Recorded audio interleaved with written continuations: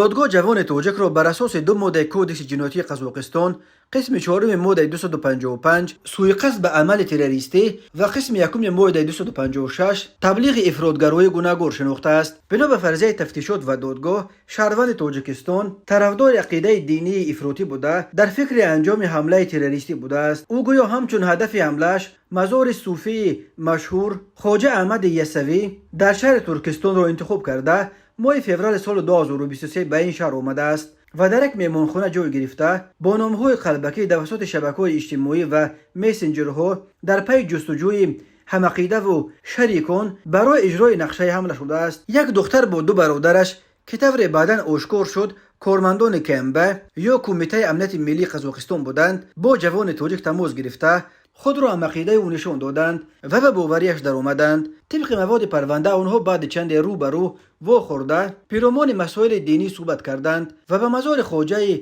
احمد یسوی جوان تاجیک گویا گفته باشد که همه آنهایی که در این مزار نماز و دعا میخوانند کافرند و باید از بین برده شوند. جوان تاجیک گویا باز چندین بار دیگر همراه دوستان نوش از این مزار دیدن کرده نقشه مزار را آموخته است که آیا در کدام قسمت‌هایش مواد ترکنده گذاشته بترکانند. او برای ساختمان بمب حتی اینترنت رو سیر کرده راهنما برای ساختن بمب را جستجو میکرد. بنا به شهادت اون سه نفر جوان گویا میخواست 4 بمب ساخته در 4 کنج مزار گذارد و زمان تجمع مردم زیاد آنها را بترکاند، ولی آن دختر و برادرانش که کارمندان امنیتی بودند نگذاشتند که این نقشه اجرا شود. جوان را با اتهام آمادگی به حمله تروریستی به حبس گرفتند، ولی در دادگاه آن جوان فرضیه کاملا دیگر را نقل کرده است. به گفته جوان تاجیک او با یک دختر ساکن ترکستان عاشق شد و میخواست به او ازدواج کند، ولی دو برادر وی این جوان را مجبور کردند که اول یگان حمله تروریستی انجام دهد.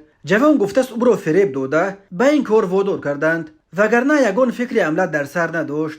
دادگاه این دعوای جوان تاجیک را قبول نکرد و گفت که گناه او را مواد جمع آورده تفتیشات اثبات میکند، ولی اینم گفته نیست که تفتیشات و دادگاه یگان دلیل با یگان گروه افراطی یا تروریستی ارتباط داشتن این جوان تاجیک را پیدا کردن نتوانستند. با حکم دادگاه جوان تاجیک در عموم به 11 سال حکم زندان نظامش میانه محکوم گردید. حکم او هنوز قوه قانونی نگرفته است.